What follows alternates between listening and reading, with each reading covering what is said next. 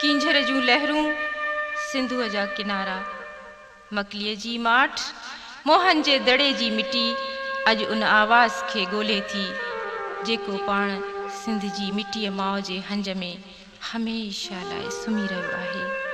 उहो आवाज़ जंहिंजे पड़लाव में माण्हुनि जो समुंड ताड़ियुनि जो तूफ़ान बणिजी वेंदो हो, उहो आवाज़ जंहिंजी ललकार सां फौलादी दीवारुनि में बि ॾार पइजी वेंदा हुआ। जो क़ौम उजारे वो जींदो रहंदो, जो क़ौम उजारे वो जींदो रहंदो,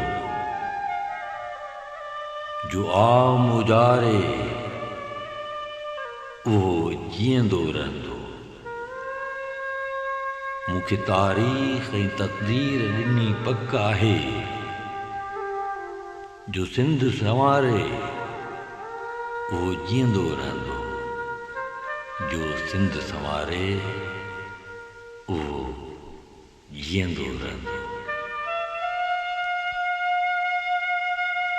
मारवाड़नि, झांगियड़नि, पखड़नि ऐं पम्हारनि जूं ॿोलियूं ॿोलींदड़ बाबीहे जी पुकार जहिड़ो पड़लाव अॼु असीं किथे ॻोल्हियूं? हा, किथे ॻोल्हियूं? मारवाड़नि जूं दिलियूं ऐं अखियूं त अॼु बि मजबूर ऐं वेगाणियूं आहिनि।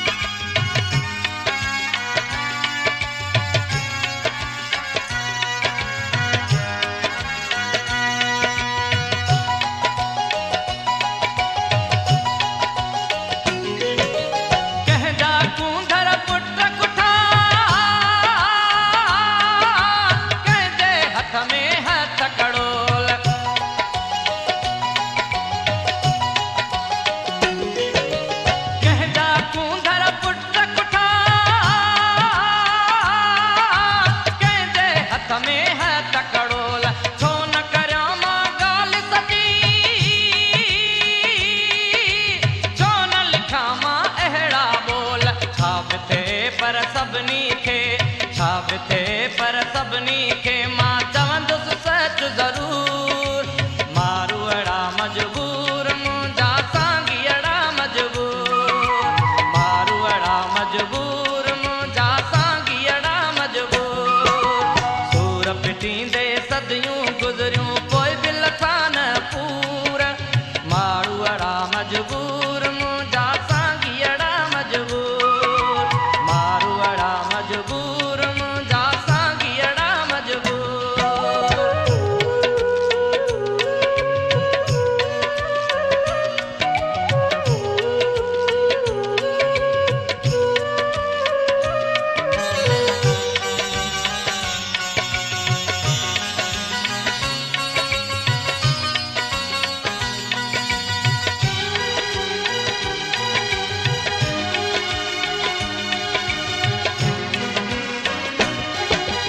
देश में आहिनि धन परवर,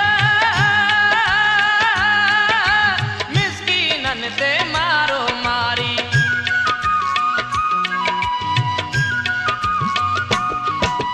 देश में आहिनि धन परवर, मिस्कीननि ते मारो मारी। पघर वहाए पोरियो पोइ बि आहिनि केड में हारी। न्याज़ पिता बि कंहिं न फेरायो, न्याज़ पिता बि कंहिं न फेरायो। दहशत जो दस्तूर। मारूअड़ा मजबूर मुंहिंजा सांगीअड़ा मजबूर, मारूअड़ा मजबूर मुंहिंजा सांगीअड़ा मजबूर। सूर पिटींदे सदियूं गुज़रियूं पोइ बि लथा न पूर। मारूअड़ा मजबूर मुंहिंजा सांगीअड़ा मजबूर, मारूअड़ा मजबूर मुंहिंजा सांगीअड़ा मजबूर, मारूअड़ा मजबूर मुंहिंजा सांगीअड़ा मजबूर, मारूअड़ा मजबूर मुंहिंजा सांगीअड़ा मजबूर, मारूअड़ा मजबूर।